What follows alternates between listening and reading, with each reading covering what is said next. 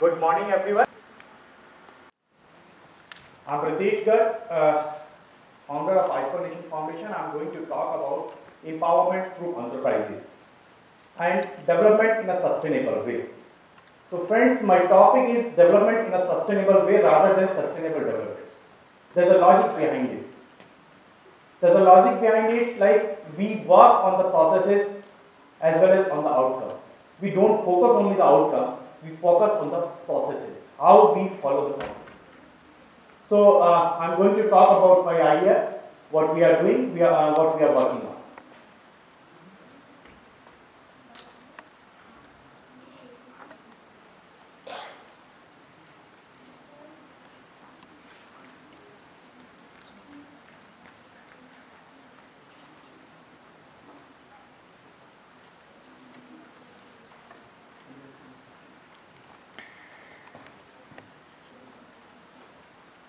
So friends, we will talk about India. What is India? It used to call it Sone ki Chidiya, the golden bird. So what is the meaning of golden bird? We will talk about. Is it a golden bird or was it a golden bird? Is it a golden bird or was it a golden bird? I throw the question to the audience. Is it an audience? Is it a golden bird or was it a golden bird? Any answer? Sorry? Was. Is how many people are was? Quite few. Is? Okay, there's a mixed response. So we will talk about like India was a golden bird, why it was a golden bird and why it is not a golden bird right now.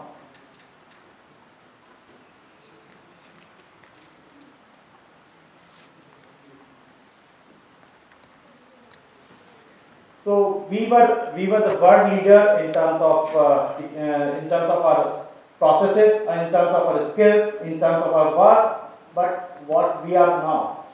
Next.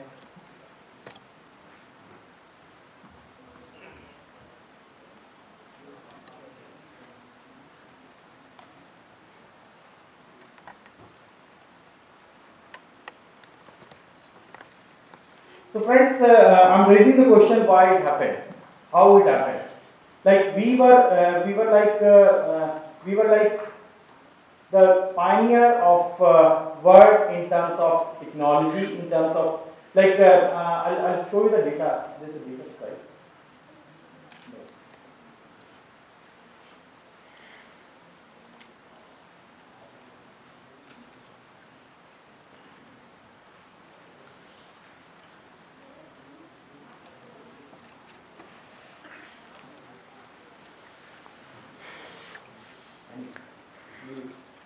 So we will work without technology because it's not working. So basically, in 1750 we had industrial production of the world, and industrial production had India and China had together 73% of world's industrial production. Yes, my friends, 73% of world's industrial production, and India was having 31% of world's production, and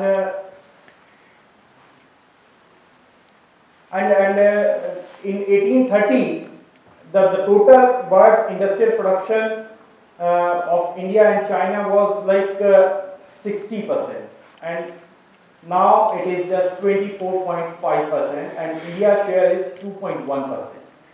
So what happened in last 300 years?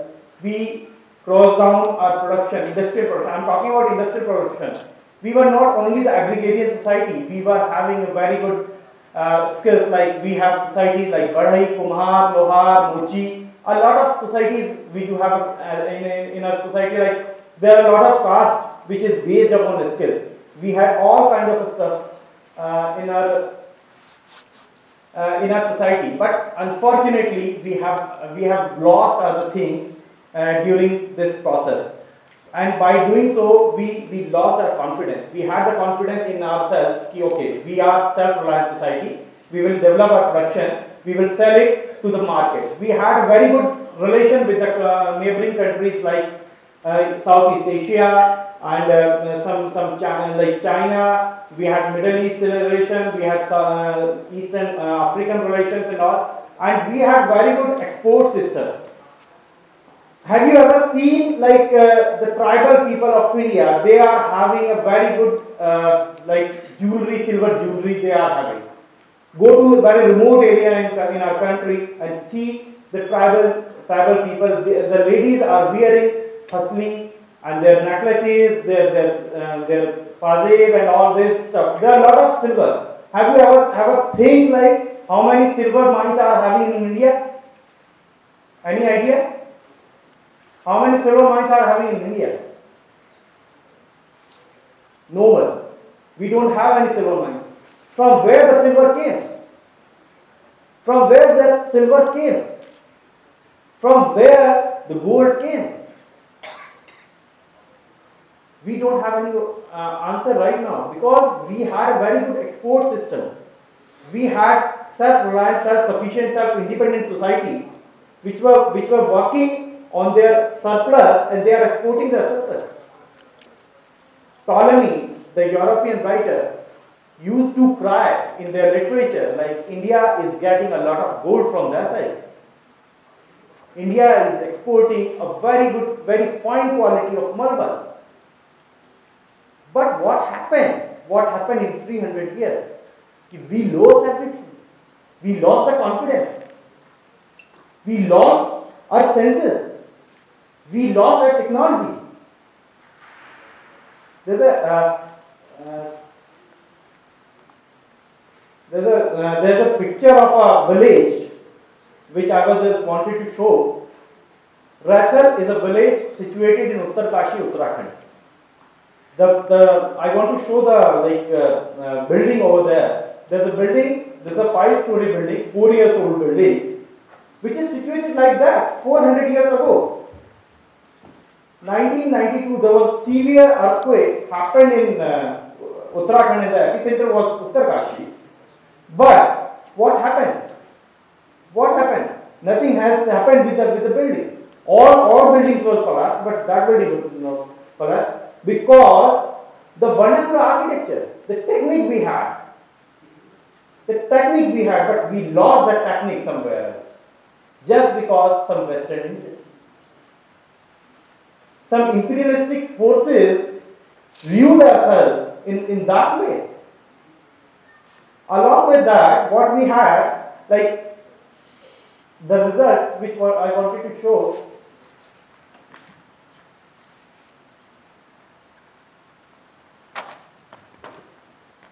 the result, this is a building. This is a 5-story building. You can see 400 years ago building, and it's like that. The results, what happened? First, we had a brain drain. We got the intellectual insolvency in the country. All intellectual thinkers, they went out, and now the migration is happening. Migration from rural area to urban area. I know migration is a world phenomena. It's a world phenomena, and migration is happening everywhere in the world. But in India, when we talk about India, world has converted their villages into the cities. But in India, we are converting our villages into the jungles. Because the villages are getting empty day by day. I do have a data of Uttarakhand, like in last 15 years, 3,000 villages got empty. 3 districts having a negative population growth out of 30 districts. And this is not the story of Uttarakhand, this is a story of entire Himalayas. This is a story of entire country. Go to any village, you will find the people, they are doing what they are studying, they are going out, they are going for search and job and all. Am I right? Yeah. And what happened? Workforces are going out. Like everyone, you will find the people like they are the older people only. They don't have workforce in the village. How they will innovate? How they will think? Because they have lived there half of the life. Now they are into the settlement mode.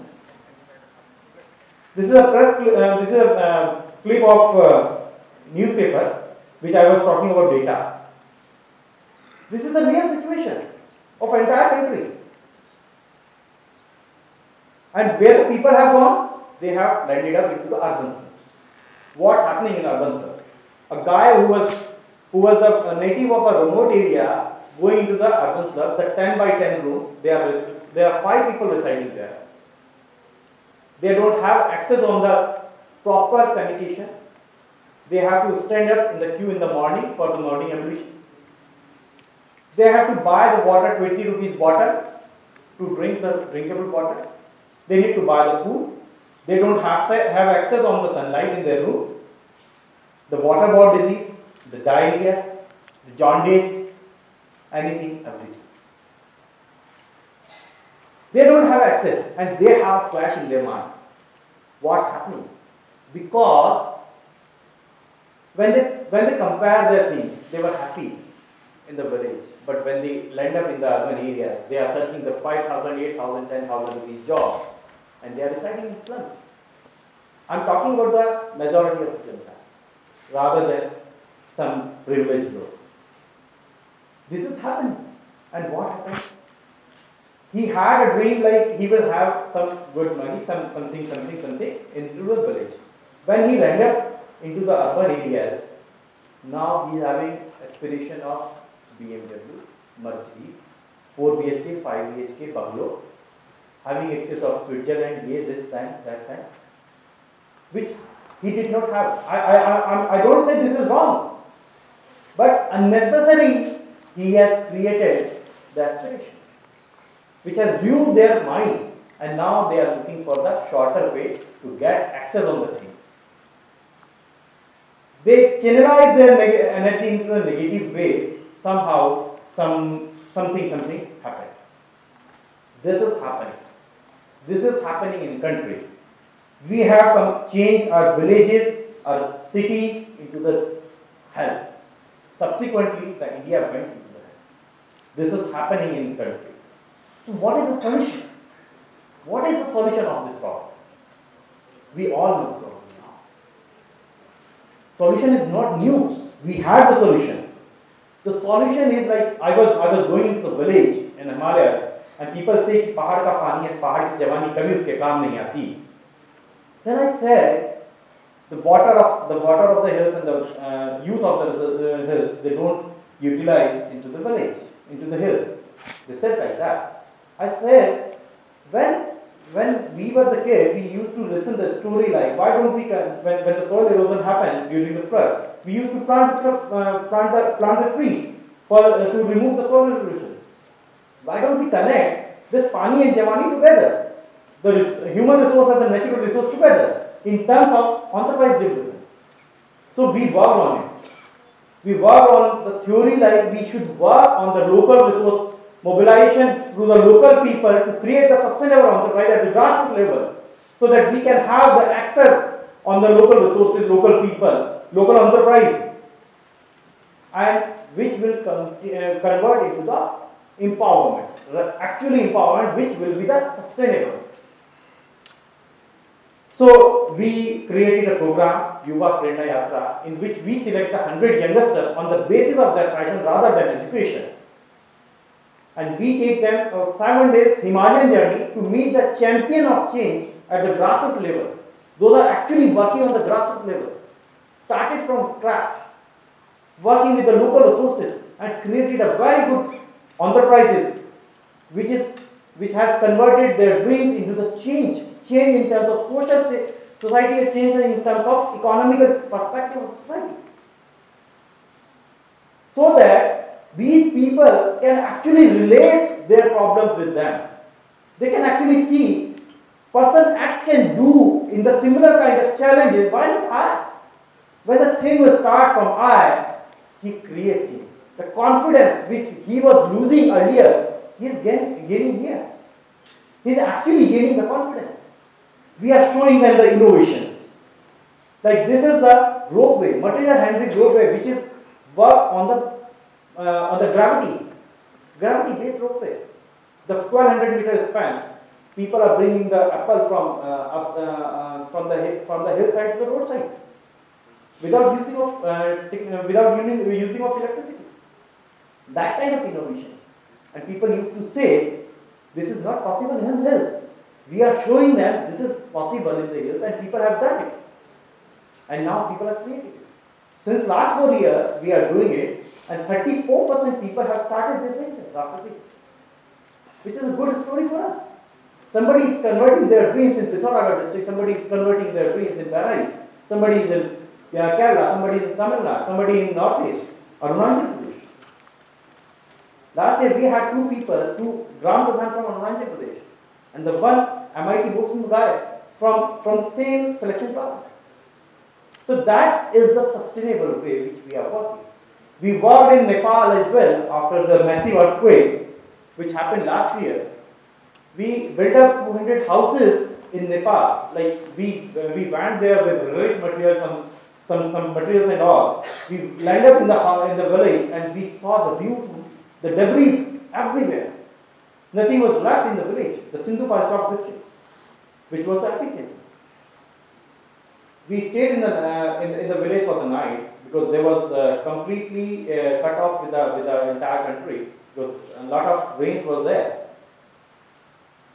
We went there with some tents and all, and immediately people took out the tents from our side, and like we had only tent to reside there, and we were like, we could not sleep entire night because idhar se hawa aati hai, idhar se hawa aati hai. The situation was like that. In the night we decided we have to work on the shelters, because if I cannot sleep for a night, how these people will sleep? We went on the social media, we asked to the people, we need your help for us in a low cost housing, and we crowdsourced this idea. We worked with the villagers and we developed the design. The cost of this house, which is the carpet area is 10 by 12, the height is 7 feet, it is almost good for 6 to 7 people. The cost of this house is 12,000 rupees. And the time for making is 90 minutes. Just 90 minutes. What we did, we taught the community how to make the house so that it can be sustainable. The first day we built up 4 houses. The second day there were 12 houses. The third day 20 houses. And the fourth day we were not required. That is the sustainability. When you don't require it as a community. Similarly, we worked in Kedarnath. After this Kedarnath tragedy, as per our survey and all, there are thousands and thousands that was happened. We went there, we worked with a few villages, and we actually 80% people have lost their livelihood, which was dependent on the pilgrimage. So we worked with the community there. We sat with the community several times. They came up with the idea how they will run their livelihood through ecotourism. We identified their stories and we actually implement their ideas into the grassroots reality. We convert Manrega into the truck development, the trekking development basically. We identified their theories and we implemented their theories, like their mythological connections, their stories, some stories. So we connected this thing. And we actually facilitated. They actually did by themselves. So this is again a model of sustainability which we have applied. So this happened in Uttarakhand. So this is a platform which we are working. Like things should be sustainable, right? And it should be on a long-term perspective rather than a short-term perspective. The iPhone Nation Foundation, which is a platform in which we are working. We are working like this is a platform iPhone Nation. iPhone, not iPhone India. This is the iPhone Nation. Everybody has their own definition of nation. Somebody's definition can be some small village, state, district, country, contingent, and the world.